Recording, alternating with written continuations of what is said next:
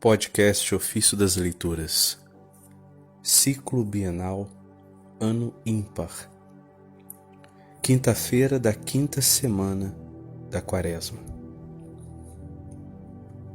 Para aprendermos a bem correr, olhamos para Cristo. Das homilias sobre a Carta aos Hebreus, de São João Crisóstomo, Bispo. Corramos, diz o apóstolo, na competição que nos é proposta. E continua pondo diante de nós a Cristo como primeiro e último motivo de consolação e exortação.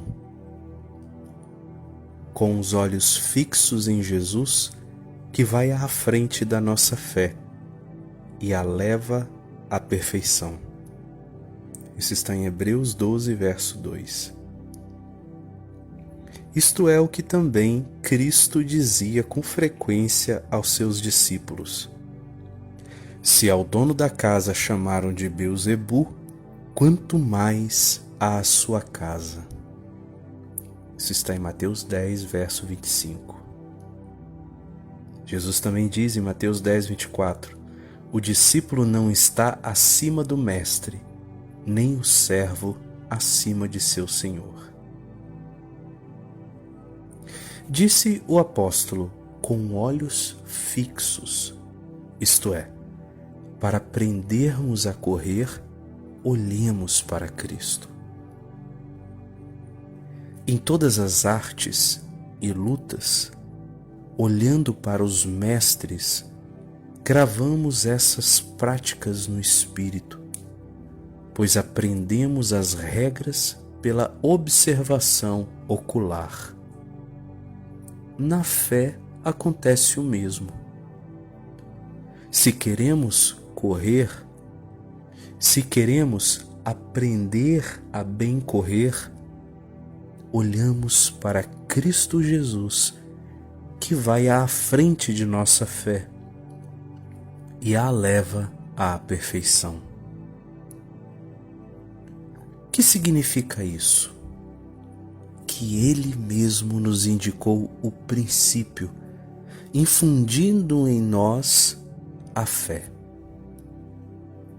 É o que dizia Cristo aos discípulos em João 15,16: Não fostes vós que me escolhestes, fui eu que vos escolhi. Também São Paulo diz em 1 Coríntios 13,12: Então conhecerei completamente como sou conhecido. Se Cristo, portanto, nos indicou o princípio, indica-nos também o fim. Jesus, em vez da alegria que o esperava, suportou a cruz, não se importando com a infâmia. Isso está em Hebreus 12, verso 2. Quer dizer, ele podia, se quisesse, nada ter sofrido, pois não cometeu pecado algum, mentira nenhuma foi encontrada em sua boca. É o que também ele mesmo diz no Evangelho: Vem o chefe deste mundo, ele não pode nada contra mim. João 14, 30. Era-lhe fácil, se quisesse, evitar a cruz. Pois, como ainda diz próprio Cristo em João 10,18, eu tenho poder de dar a minha vida, como tenho poder de recebê-la de novo. Se quem não tinha necessidade alguma de ser crucificado foi crucificado por nós, quanto mais justo será suportarmos corajosamente qualquer sofrimento. Jesus, em vez da alegria que o esperava, suportou a cruz, não se importando com a infâmia.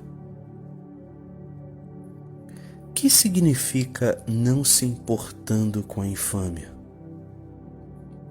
Que escolheu uma morte ignominiosa. Escolheu-a, não estando sujeito ao pecado, para ensinar-nos a ser corajosos diante dela e a desprezá-la. Mas ouve qual é o fim. E assentou-se à direita do trono de Deus. Estás vendo o prêmio do combate? Acerca dele escreve ainda São Paulo.